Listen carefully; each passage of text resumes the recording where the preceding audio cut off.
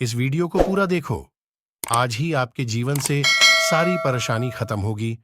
और चैनल को सब्सक्राइब और वीडियो को लाइक करें। इन जगहों पर सफर करते हैं। कई बार कुछ लोग है ना, इमोशंस में सफर करते हैं क्योंकि उन्होंने ठेस खाई है। मसीह के अंदर अधिकतर लोगों ने ठेस खाई है, अधिकतर। आप देखिए, कुछ लोग चाहते हैं मैं इसको फॉरगिव कर दूं, मैं इसको माफ कर दूं, लेकिन होता नहीं है। हम माफ कर देते हैं, हम हंस लेते हैं, बट कड़वाहट निकलती नहीं। इसे कहते हैं इमोशंस में सफर करना। आप इमोशनली हर्ट हो। दूसरी कई है फिजिकली। आप जानते हो यीशु ने कोड़े क्यों खाए? क्योंकि वो जानता था इस पृथ्वी पर रहते हुए आप बीमार हो सकते हो। कुछ लोग आपको बोलेंगे प्रभु में कोई बीमार नहीं होता, तो उनसे एक सवाल पूछो, अगर हम बीमार थे, होने वाले नहीं थे, तो यीशु ने मार क्यों खाई? कभी कभी हम फिजिकली सफर करते हैं। मुझे 4-5 दिनों से पैरों में बहुत दर्द था। फिर मैंने अपने शूज बदले ताकि मेरे पैरों को रेस्ट मिले। बहुत पेन था 4-5 दिनों से। मुझे खड़े होने में बड़ी तकलीफ हो रही थी, क्योंकि आप जानते हो अक्सर हम लोग जब बाहर जाते हैं 7-7, 8-8 घंटे में एक ही जगह पे खड़ा होता हूं। और जब हम नीचे उतरते हैं सिर्फ पलंग ढूंढते हैं कि जाएं और पड़े। लेकिन कोई बात नहीं, ये खुदा का काम है। मुझे अक्सर लोग कहते हैं आप रेस्ट क्यों नहीं करते? रेस्ट वहां करेंगे, यहां काम करो। ओके, बोलो बाजू को, इधर काम करो। हाँ, मैं आपसे एक सवाल पूछूं, तुम रेस्ट के सिवा कुछ और क्यों नहीं करते?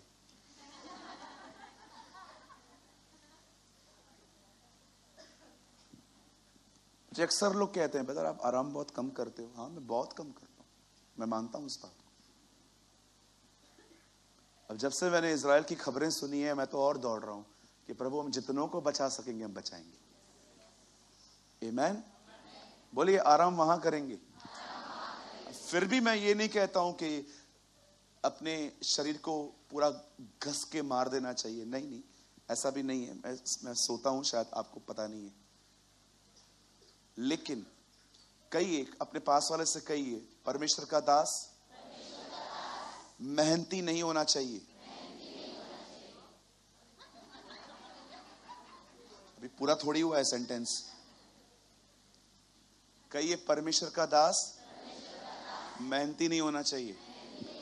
परमेश्वर का दास बहुत ज्यादा मेहनती होना चाहिए।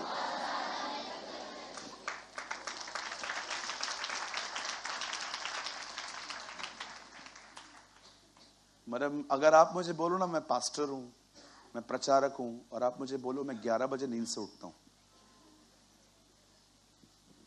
मुझे शक है कि प्रभु ने तुम्हें सेवा दी भी है कि नहीं।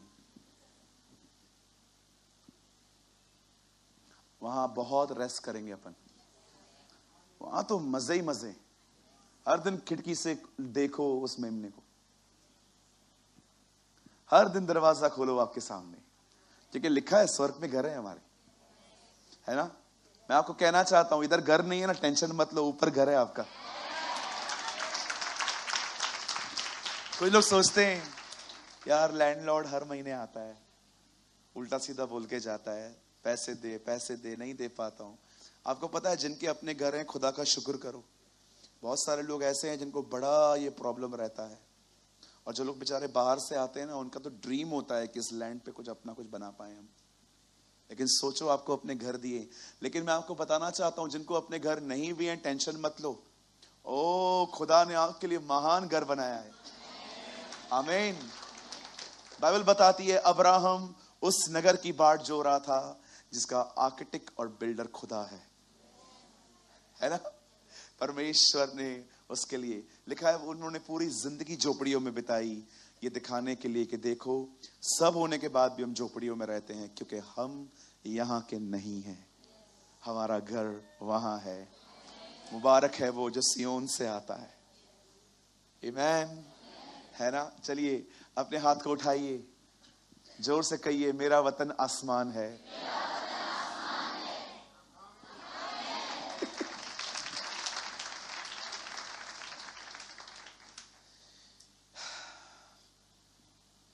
तीसरा, हम सफर करते हैं मेंटली। कहिए मेंटली। हाँ, कुछ लोग अभी भी कुछ और ही सोचते होंगे, मैं लिख के दे सकता हूं आपको, वो मुझे देख रहे हैं। चांगला बोल तो, जो चांगला बोल तो तुम ही सुनो ना, सुनता काय को नहीं है भाई। हालेलुया। एक भाई ने बोला हर रविवार वही वही बातें, तो तू वही वही काम बंद करना। तू बंद कर, मैं मैसेज चेंज करता हूं। एक बार एक आदमी ने प्रचार किया, फर्स्ट डे पे, नया जन्म पाओ। सब लोग खुश।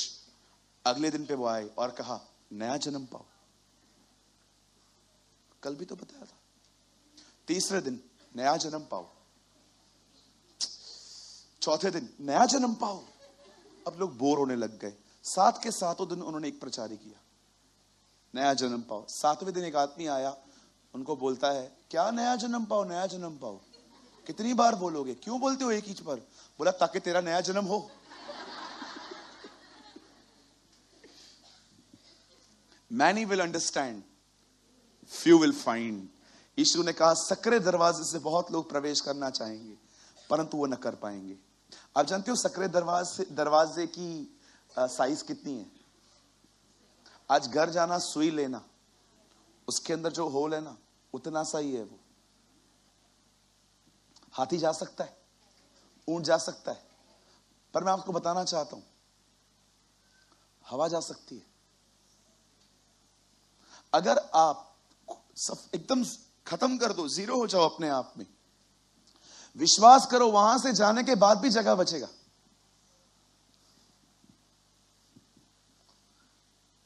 हवा जहां को चाहती है वहां को बहती है। आत्मा से चलने वाला व्यक्ति भी ऐसा ही है, वो दिखाई नहीं देता इसलिए वो जा सकता है। हालेलुया। मैंने एक दिन ये बात जान ली कि अगर मैं सकरे दरवाजे से जाना चाहता हूं, मुझे ऐसा बनना पड़ेगा कि मेरा यहां कोई अस्तित्व ही नहीं है। You are nothing, you are zero. आप कुछ है ही नहीं, आप हवा की तरह हैं, दिखाई नहीं देते। यशाया कहता है तेरे सामने ऐसा खुदा कहां है जो गुप्त में रहता है। यीशु ने कहा जब कभी तुम प्रार्थना करो तो कहो ऐ बाप तू जो आसमान में है, लेकिन उससे पहले उसने कहा उससे प्रार्थना करो जो गुप्त में है। परमेश्वर जो पूरी दुनिया को चलाता है, उसे डिसाइड किया है वो गुप्त में रहेगा, वो किसी को दिखाई नहीं देगा। अगर आप भी ऐसे बन जाओ, सेल्फ खत्म हो जाए, स्वयं मर जाए, अपनी बड़ाई के लिए न जियो, मैं आपको सच कहता हूं, आप खत्म हो जाएं तो आप इजीली उस नाके में से, सुई के नाके में से जा सकते हैं। आमीन। लेकिन जो बड़े हैं, थोड़ा वेट करो आप। हालेलुया। कहां कहां हम सफर करते हैं? Mentally, physically, emotionally. ये तो बैड न्यूज है ना, एक्चुअली हम सफर तो करते हैं, पर मैं आपको गुड न्यूज देना चाहता हूं। परमेश्वर का वचन आपको इन तीनों जगहों पे चंगा कर सकता है, लेकिन एक शर्त है, मीटिंग में सोने वालों को वो चंगा नहीं कर सकता।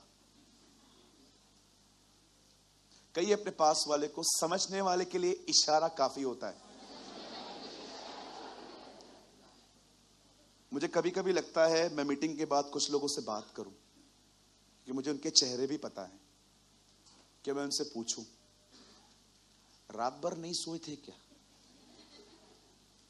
यहां पर आओ, थोड़ा फ्रेश होके आया करो, है ना, थोड़ा जिम विम करके आया करो, थोड़ा एक्सरसाइज करके आया करो।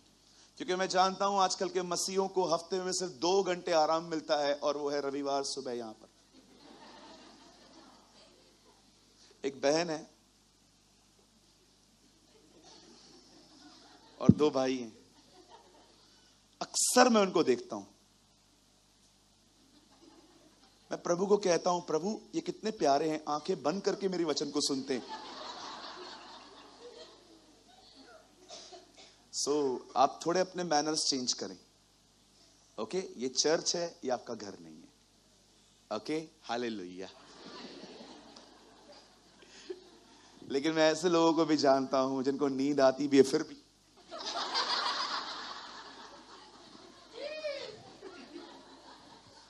लेकिन मैं कुछ ऐसे लोगों को भी जानता हूं जो इन सभाओं का इंतजार करते हैं। और मैं आपको बताऊं, अधिकतर लोग वही हैं, अधिकतर लोग वही हैं जिनका बहुत एक्टिव वचन को रिसीव करता हुआ उन्हें एक्सेप्ट करते हुए देखोगे। ओके, आपको लगता होगा ब्रदर आप क्या बोल रहे हैं। बहन भाई, मैं इसीलिए कह रहा हूं क्योंकि मैं आपको आशीषित देखना चाहता हूं। आमीन। चलिए एक छोटी सी बात अपने बाजू वाले को कह के हम संदेश में आएंगे। उन्हें कहिए, हर एक की डांट को सही से लिया कर।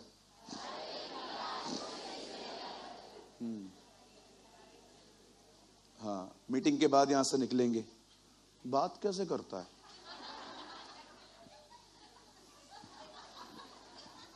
ऐसे थोड़ी होता है। इतना भी स्ट्रिक्ट नहीं बनने का, तो तू भी नहीं सोने का, चाय पी के आने का, मुंह धो के आने का, ठंडा ठंडा पानी फ्रिज वाला मुंह पे ठक ठक कर मारने का।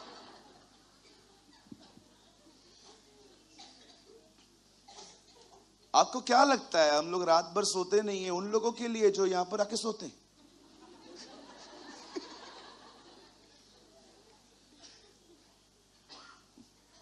खुदा ने कभी मौका दिया ना, मैं आपको अपने आउटरीच पे ले चलूंगा, बाहर ले चलूंगा। आपको भूख और प्यास क्या होती है, कैसे लोग 14-14 घंटे मीटिंग में आते हैं ट्रैवल करके। गांव के लोग, सिंपल लोग जिन्हें लिखना पढ़ना नहीं आता, पहली रो में आके बैठते हैं, ऐसे देखते हैं 7-7 घंटे।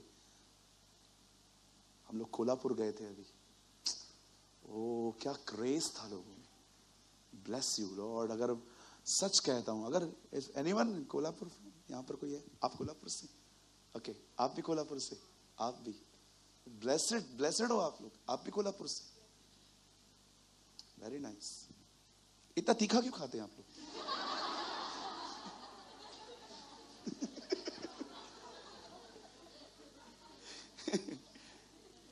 खुदा आपको बहुत बरकत दे। क्या हम शुरू करें? क्या आप इन तीनों जगहों की चंगाइयों के लिए तैयार हैं? ओ गॉड ब्लेस यू। आइए मेरे साथ खोलें मत्ती रचित सुसमाचार।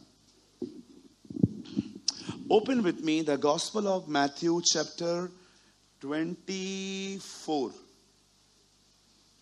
आज हम बात करेंगे नोहा के बारे में। ब्यूटीफुल कैरेक्टर ऑफ बाइबल, है ना?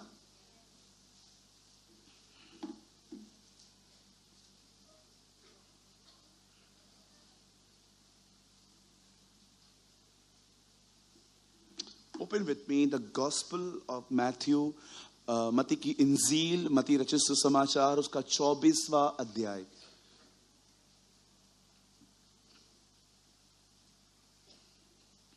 और हम 37 लगाएंगे।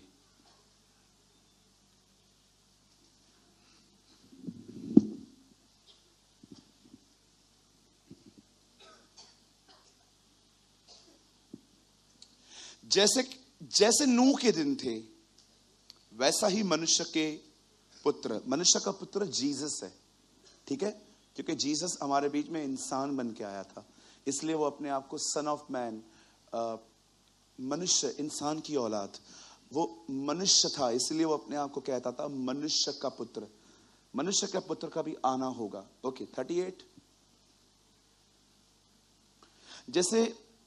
क्योंकि जैसे जल प्रलय के पहले के दिनों में जिस दिन तक वे नूह के जहाज पर न चढ़ा, उस दिन तक लोग खाते पीते और उनमें विवाह शादियां होती थी। 39।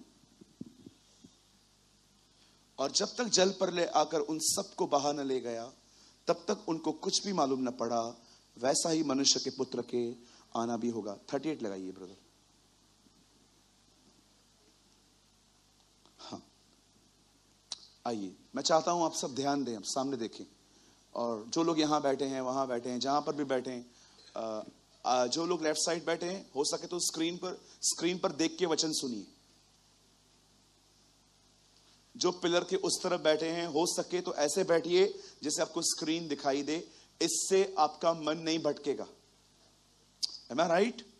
ध्यान दीजिए, आइए, क्योंकि बहुत संभावना होती है कि आप वहां हैं और आप यहां वहां। ओके, प्लीज ध्यान दीजिए।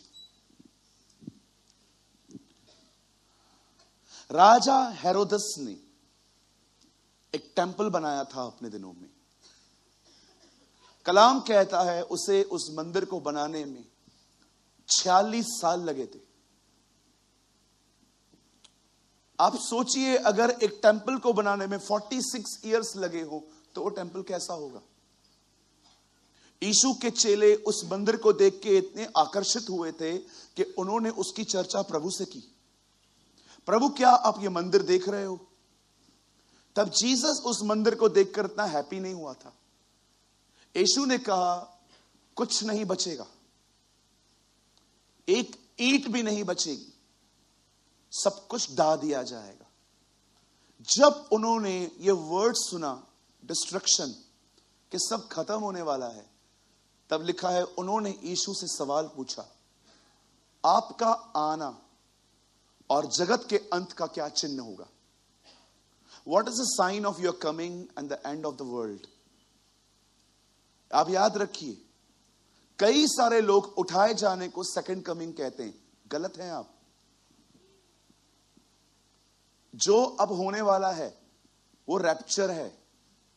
कई लोग कहते हैं रैप्चर वर्ड बाइबल में नहीं है। रीड मैथ्यू हेनरी बाइबल, वहां पर स्कॉलर्स ने रैप्चर लिखा है, जिसको हिंदी में कहते हैं स्वर्ग रोहण। आप रैप्चर को सेकंड कमिंग नहीं बोल सकते हो। यीशु मसीह आएगा, अपनी दुल्हन को, अपनी कलीसिया को उठा के लेके जाएगा, दैट्स कॉल्ड रैप्चर। उसके 7 साल के बाद जब वो दोबारा आएगा, उसे कहते हैं सेकंड कमिंग।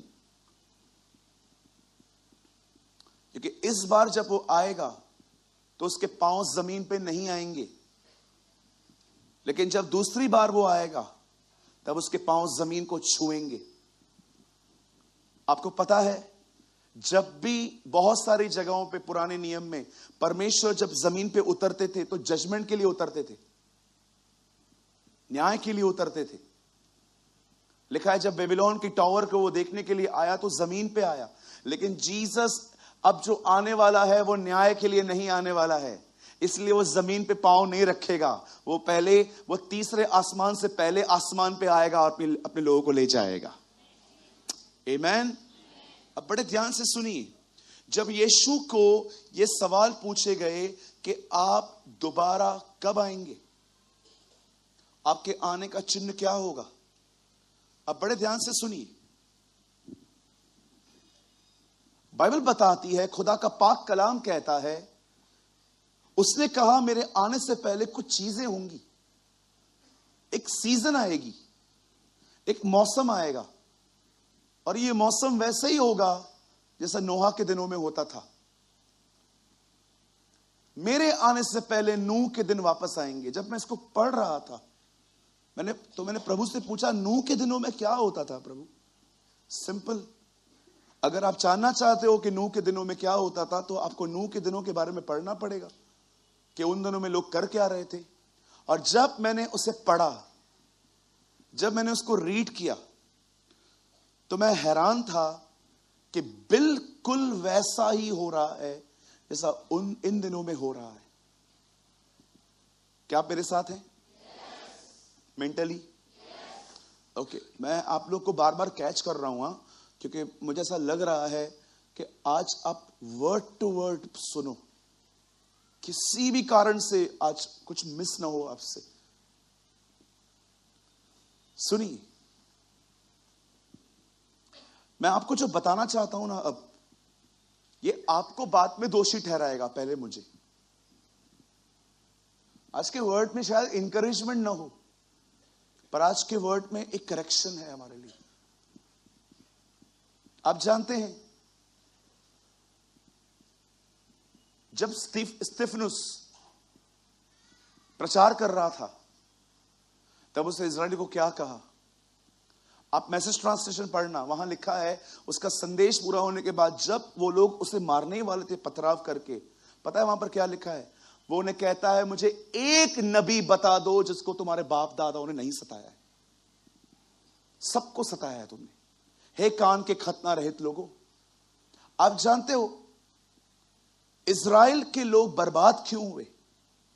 ओके, बर्बाद is Urdu word, don't worry, ये कोई गलत वर्ड नहीं है। वे आबाद क्यों नहीं हुए? क्यों परमेश्वर उनकी तरफ से फिर गया और परमेश्वर एक नया काम का स्टार्ट किया, चर्च। मैं आपको बताना चाहता हूं, परमेश्वर उनसे इसीलिए फिर गया क्योंकि वे परमेश्वर की दी हुई चेतावनियों पे कभी ध्यान नहीं देते थे। आज भी आप देखिए, अगर हम फेथ के बारे में प्रीच करते हैं ना, लोगों में बड़ी एक्साइटमेंट होती है क्योंकि हर कोई प्रॉब्लम में है। लेकिन जब ऐसे संदेश चलते हैं ना, अक्सर लोगों को नींद आती है और आप कभी कभी देखते रहोगे कि आपको अपने आप को पकड़ पकड़ के सुनना पड़ता है क्योंकि आपका शरीर चेतावनियां पसंद नहीं करता।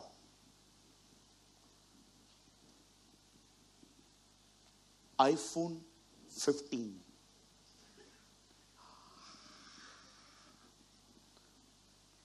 भले मुंह बनाओ या ना बनाओ, दिल दिख रहा है।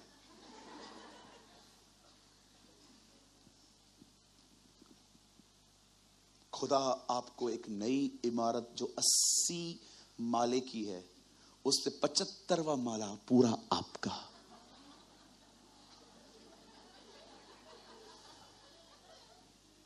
कैसा लग रहा है? बहुत अच्छा। और बताओ, और बताओ, कितने लोग को चाहिए? Come on, be honest.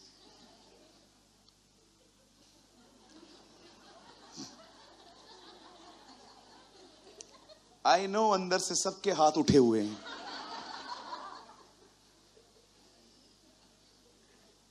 जैसे आप घर से नीचे उतर रहे हो, आपके लिए फरारी गाड़ी खड़ी है। ओ बेहोश, देखो कैसे खुशियां मैं दिखा रहा था। देख रहे थे इससे पहले कैसे बैठे थे? देखो, मैं आपको बताना चाहता हूं कितना शरीर करप्ट है हमारा। आपकी एक नौकरी आपको रोज व्हाइट सूट में ड्राइवर लेने आ रहा है और छोड़ के भी जा रहा है। सैलरी 4 लाख रुपया, बॉस रोज बिरयानी आपको खिलाएगा।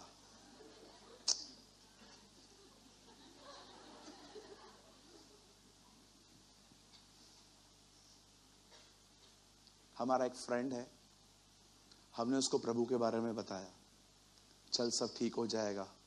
वो आया, 2 महीने तक उससे फेथ फेथ फेथ फेथ सुना। 2 महीने के बाद पास्टर ने कहा, दीन बनो, नम्र बनो, क्षमा करो, पैसे लौटाओ। फिर वो हमें आके कहता था, पहले तो बोलते थे ये मिलेगा वो मिलेगा, अभी दीन बनो, नम्र बनो, दीन बनो, नम्र बनो। अक्सर लोग चेतावनियों को, मैं आपको एक सलाह दूं, कभी टाइम मिले ना, 2 पीटर पढ़ के देखना।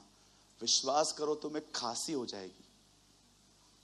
पढ़ के देखो, अनपढ़ पतरस क्या क्या बातें लिखता है। ओ तुम कोरह और दातान और अबीराम की तरह न बनो, सदोम और अमोरा की तरह न बनो। जिसे बाइबल पढ़ना नहीं आता था वो पुराने नियम की बातों को लिखता। जैसे उनमें झूठे उपदेश, झूठे भविष्यवक्ता थे, वैसे ही तुम में भी झूठे शिक्षक होंगे, ये पतरस लिखता है, जो हर दिन नए नए पाखंडों का उद्घाटन करेंगे। पढ़ा है आपने? हर दिन नई नई हिपोक्रेसियां लेके आएंगे। बाइबल बताती है लास्ट डेज में ऐसा होगा। पतरस ही है जो कहता है, in last days mockers will come, बहुत मजाक उड़ाने वाले आएंगे और कहेंगे, कहां गई उसकी प्रतिज्ञा, तुम तो कहते